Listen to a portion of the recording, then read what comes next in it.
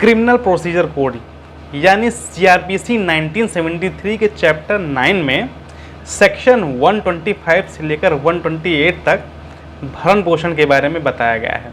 तो आज अपनी इस वीडियो में हम यही डिस्कस करेंगे कि भरण पोषण यानी कि गुजारा भत्ता यानी कि मेंटेनेंस आखिर होता क्या है और कौन मेंटेनेंस गुजारा भत्ता ले सकता है और किन परिस्थितियों में ले सकता है और कौन गुजारा भत्ता नहीं ले सकता है।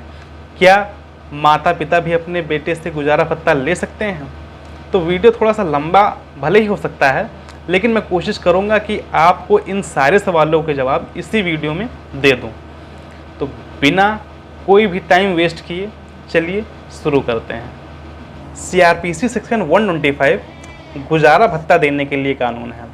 ये कानून स्पेशली उन लोगों के लिए है जो कि अपनी आजीविका चलाने में पूरी तरह से असमर्थ हैं।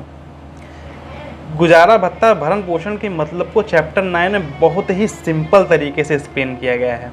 इसमें स्पेशली लिखा गया है कि भरण पोषण व्यक्ति की मूलभूत आवश्यकताओं की पूर्ति का प्रावधान रखता है, ना कि व्यक्ति को शान शौकत से रहने का अवसर प्रदान करता है।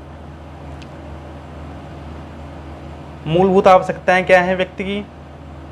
खाना, कपड़ा, घर, शिक्षा, चिकित्सा।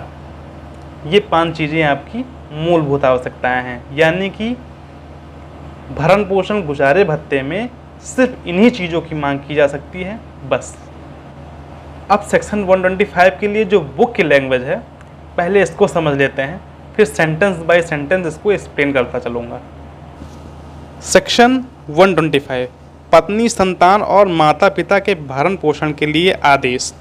यदि पर्याप्त साधनों वाला कोई व्यक्ति अपनी पत्नी को, जो अपना भरण पोषण करने में असमर्थ है, या धर्मज या अधर्मज अवयस्क संतान का, चाहे विवाहित हो या ना हो, जो अपना भरण पोषण करने में असमर्थ हैं, या अपनी धर्मज या अधर्मज संतान का, जो विवाहित पुत्री नहीं है, जिसने वयस्कता प्राप्त कर ली है, जहां ऐसी संतान किसी शारीरिक या मानसिक असामान्यता या क्षति के कारण अपना भरण पोषण करने में असमर्थ है, या अपने माता पिता का, जो अपना भरण पोषण करने में असमर्थ हैं, भरण पोषण करने में उपेक्षा करता है या भरण पोषण करने से इनकार करता है, तो प्रथम वर्ग मजिस्ट्रेट ऐसी उपेक्षा या इनकार के साबित हो जाने पर ऐसे व्यक्ति को भरण पोषण का निर्देश दे सकते हैं।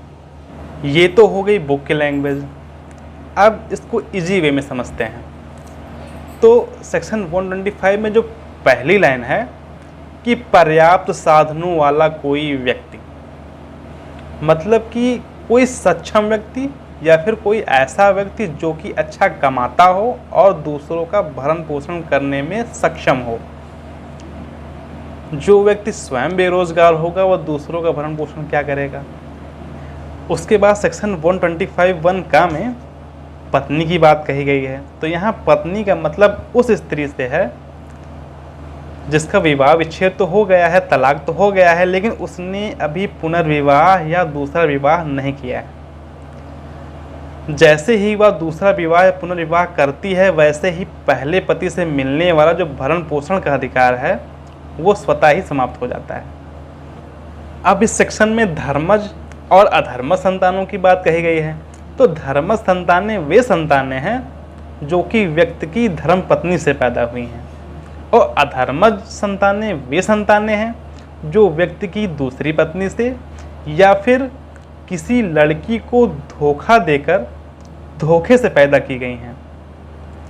तो वे धर्मज और अधर्मज संतानें जो कि अवयस्क हैं, मतलब 18 साल की आयु सीमा से कम हैं, और अगर वयस्क भी हैं तो मानसिक व शारीरिक रूप से असामान्य हैं, कमज़ोर हैं और अपना भरण पोषण करने में असमर्थ हैं, तो वे संतानें अपने पिता से भरण पोषण प्राप्त करने के हकदार हैं।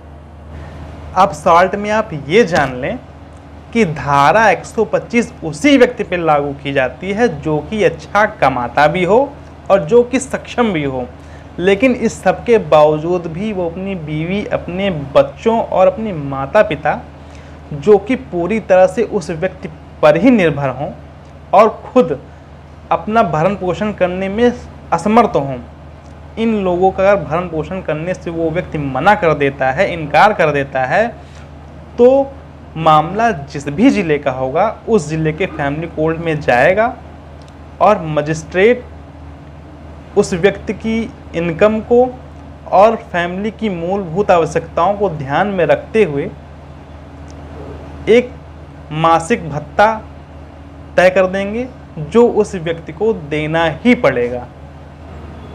अगर वो व्यक्ति कोर्ट के आदेश को मानने से मना कर देता है या फिर मासिक भत्ता देने से मना कर देता है, तो कोर्ट उस व्यक्ति का समन करेगी, उसे दंड देगी।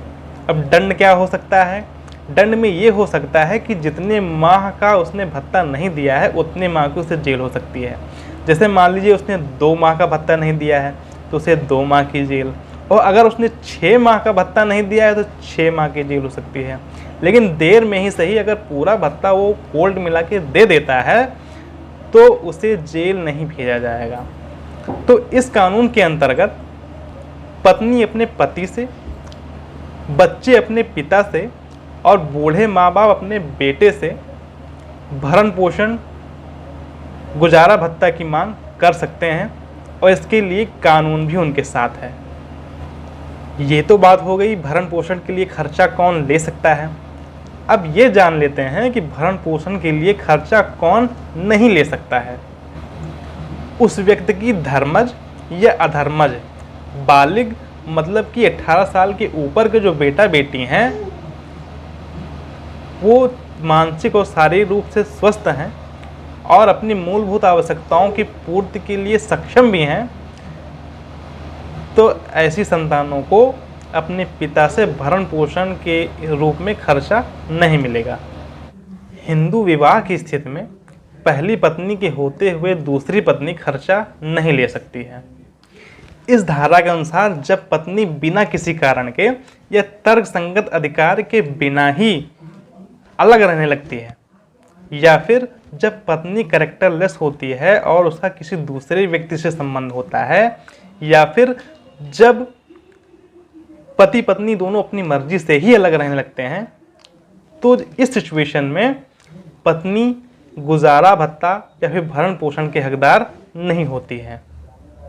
लेकिन अगर मान लें पत्नी को कोर्ट से गुजारा भत्ता मिलने का आदेश हो गया और उसका मासिक भत्ता भी तय हो गया, उसके बाद अगर कोर्ट में ये साबित होता है कि पत्नी कैरेक्टरलेस है, उसका किसी और व्यक्ति से संबंध है, या फिर ये साबित हो गया कि पत्नी अपनी मर्जी से बिना किसी रीजन के ही अलग रहने लग गई है, या फिर ये साबित हो गया कि पति और पत्नी दोनों अपनी मर्जी से ही अलग अलग रहने लग गए हैं, तो इस सिचुएशन में कोर्ट अपने आदेश को रद्द कर सकती है।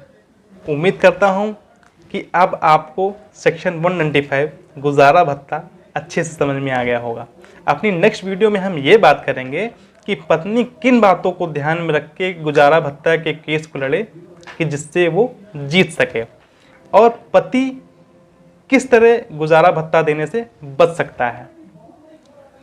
तो अपनी नेक्स्ट वीडियो में इन्हीं दोनों टॉपिक में बात करने वाला हूँ।